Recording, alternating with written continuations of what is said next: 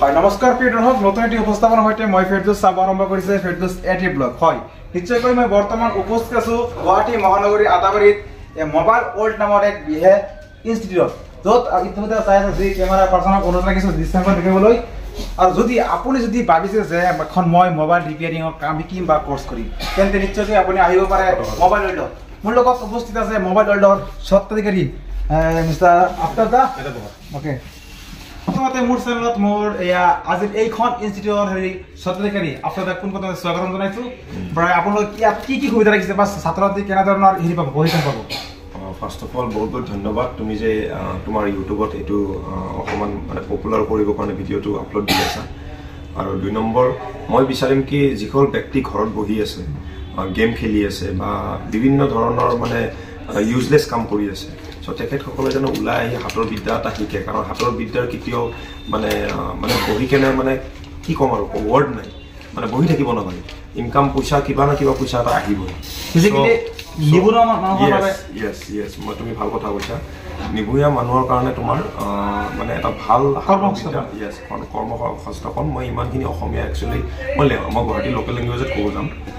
তুমি ভাল কৈছা বাৰু ঠিক আছে কিন্তু মই কৈছোঁ কি ইয়াতে আপোনাৰ মোবাইল ৰিপেয়াৰিং শিকোৱা হয় যেহেতু তুমি আহিছা গোটেইখিনি গমাই পাইছা ইয়াতে 2 মাহৰ কোৰ্চ হয় 20,000 পেকেজ হয় খোৱা লোৱা থকা মেলা গোটেইখিনি প্ৰভাইড কৰা হয় আপোনালোকে আহক আৰু ভাইটি যেহেতু নিজে লৈছে চাগে এটা ভাল ইউটিউবাৰ হৈ কেনে তেখেতে কিয় নিজে লৈছে এই বস্তুটো আপোনালোকে ষ্টাডি কৰি চাওক আৰু মই বিচাৰিম এডমিশ্যন লোৱাৰ আগত একবাৰ আহি কেনে ভেৰিফাই কৰি লওক ভেৰিফাই কৰি গুৱাহাটীত 2-3খন ইনষ্টিটিউট আপোনালোকে ভিজিট কৰক যিখনত আপোনালোকৰ ভাল লাগে যিখনত আপোনালোকে সুবিধা পায় যিখনত আপোনালোকৰ লগত মিলে আৰু এনেকুৱা নহয় অনলি প্ৰেক্টিকেল কৰি কেনে মোবাইল মেকানিক হ'ব নোৱাৰে ইয়াতে থিয়ৰী অৰেল গোটেইখিনি হ'ব আৰু এক্সামো আপোনালোকৰ থিয়ৰী প্ৰেক্টিকেল অৰেল গোটেইখিনি হ'ব সো আপোনালোকে এটা টুলছৰ নাম নাজানা কৰি সেইটো হাতত থমাই দি কেনে আপোনালোকক প্ৰেক্টিকেল কৰালে নহ'ব এই টুলছটো কি কাম কৰে গোটেইখিনি জানিব লাগিব এইটোৰ নাম কি এইটো কেনেকৈ ৱৰ্ক কৰে এইটো এমানত দিলে এমান কি হয় ডিচিৰ পৰা এচি কেনেকৈ হয় এচিৰ পৰা ডিচি কেনেকৈ হয় এক্সাম্পল ক'লোঁ মই সো গোটেইখিনি জানি শুনিহে এটা মেকানিক হ'ব পাৰিব আৰু যেতিয়া service centre authorise service centre interview দিব যাব তেতিয়া আমাৰ প্ৰেক্টিকেলটো কাম নিদিয়ে কাৰণ যেতিয়া ইণ্টাৰভিউ দিব যাবা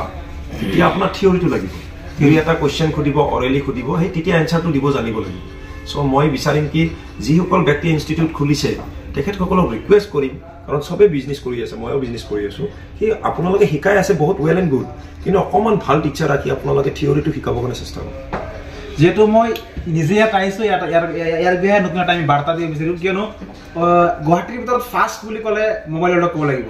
যেহেতু ধুনীয়া এটা প্লেটফৰ্ম দিছে প্ৰায় ইতিমধ্যে কেইজন ষ্টুডেণ্ট আপোনাৰ হেৰিতে আহিছে বৰ্তমান নিউ নেক্সট বেচ চলি আছে বৰ্তমান আমাৰ 46 ষ্টুডেণ্ট 2 বেচ 46 আপোনাৰ 23 মৰ্ণিং বেচ 23 আৰু ইভিনিং বেচ আৰু আমি ভৱিষ্যত আৰু এটা প্লেনিং কৰি আছোঁ 2000 স্কুৱেৰ ফিটৰ এটা জাগা অলৰেডি লোৱা হ'ল মাৰ্চত অপেনিং হ'ব চ' আমি ভৱিষ্যত এক লগত আমি এদিনত 300 ষ্টুডেণ্টক ক্লাছ কৰিম যেহেতু এতিয়া বৰ্তমান নেক্সট বেচ চলি আছে থাৰ্ড বেচ কেতিয়াৰ পৰা ষ্টাৰ্টিং হ'ব বা কেনে যেহেতু বিয়াৰ্ছে চাব বহুত ইণ্টাৰেষ্ট থাৰ্ড বেচৰ আপোনালোকে যদি এডমিশ্যন ল'ব বিচাৰিছে এডমিশ্যন অপেন আছে অলৰেডি 50% এডমিশ্যন হৈ গৈছে জানুৱাৰীত ক্লাছ আছে চ' আপোনালোকে এডমিশ্যন ল'লে যিমান পাৰে সোনকালে আহক আমাৰ চিট তাৰমানে যিমানখিনি আছে সেইখিনি দিব পাৰিম আমি বঢ়াব নোৱাৰিম আৰু আপোনালোকে যদি ল'ব বিচাৰে তেতিয়াহ'লে কণ্টেক্ট কৰি যোগাযোগ কৰি যিখিনি ফৰ্মেলিটি আছে পূৰা যদি অলপকে কৈ দিয়ে যে ফিজ কেনেকৈ আহিব কিমান মান 35,000 হয় হোষ্টেলিঙত খোৱা লোৱা গোটেইখিনি লোৱা হয়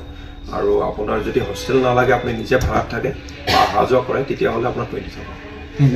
এনেকৈ প্ৰতিজন ব্যক্তি এটাকৈ আপোনাৰ এটা মাইক্ৰস্কোপ পাব আৰু এটাকৈ চিট পাব যেতিয়ালৈকে আপুনি এডমিশ্যন হৈ যাব থিয়ৰী ক্লাছ শেষ হোৱাৰ সময়ত পিছতে আপোনাৰ প্ৰেক্টিকেলৰ সময়ত প্ৰতিজন ব্যক্তিৰ এনেধৰণে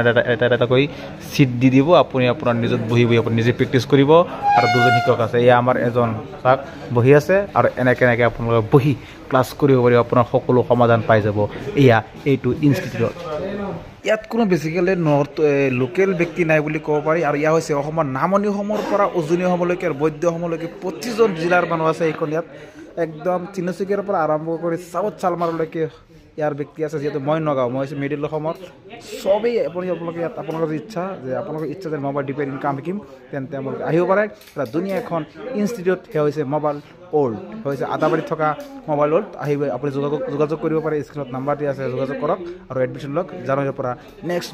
বেটছ আৰম্ভ হ'ব যি ইণ্টাৰেষ্ট আহিব পাৰে মোবাইল ৱৰ্ল্ডত আৰু এয়া অসমৰ ভিতৰত বেষ্ট বুলি ক'ব পাৰিম আৰু কি তাক ফেচিলিটি দিছে খাদ্য আৰু হোষ্টেলিং বহুত ধুনীয়া হৈছে এডমিশ্যন ল'ব পাৰে আৰু আপোনাৰ নিজৰ কাম শিকিব পাৰে ভিডিঅ'টো কেনেকুৱা লাগিছিল ক'ব কমেণ্ট কৰি জনাব লাইক শ্বেয়াৰ চেনেলটো ছাবস্ক্ৰাইব কৰিব